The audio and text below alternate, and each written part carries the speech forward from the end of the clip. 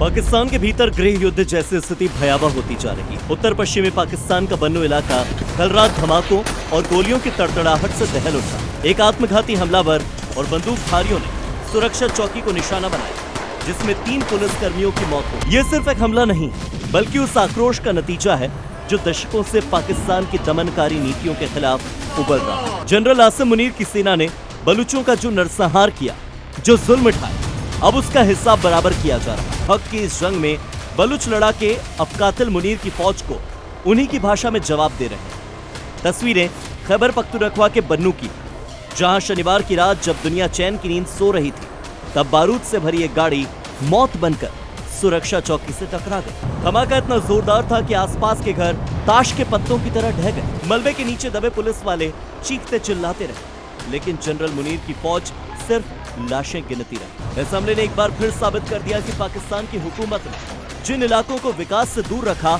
आज वही इलाके उनके लिए काल बन गए। सवाल ये कि आखिर ये गुस्सा क्यों?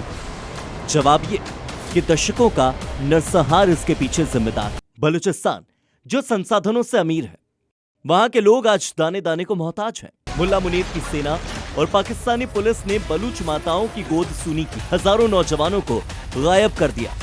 जब पेट खाली हो और सर पर मौत का साया हो, तो हाथ में बंदूक उठना लाजमी है। बलूचों को बुनियादी अधिकारों से वंचित रखा गया। बलूचिस्तान का कोयला और गैस पूरे पाकिस्तान को रोशन करती है, लेकिन बलूच खुद अंधेरे में है। मुल्ला मुनीर के आदेश पर हुए कई ऑपरेशंस ने निर्दोष बलूचों का खून बहाया, और उसी का बदला लेने के लिए बलोच आर्मी कई सालों से अपने हक के लिए लड़ रही। वो अब पीड़ित नहीं, बल्कि योद्धा बनकर उभरे। अपनी आजादी और अपने अस्तित्व के लिए बलूच लड़ाकों ने पाकिस्तान की सेना और पाकिस्तानी पुलिस के खिलाफ मोर्चा खोल दिया। बीते कई महीनों से सेना के जवानों को चुन चुन कर निशाना बनाया जा रहा है। 2021 में क्वेटा हमला हुआ, जिसमें 10 पाकिस्तानी सैनिक ढेर किए गए। 2022 में कैच में हमला हुआ और 10 पाकिस्तान के सैनिक मारे गए।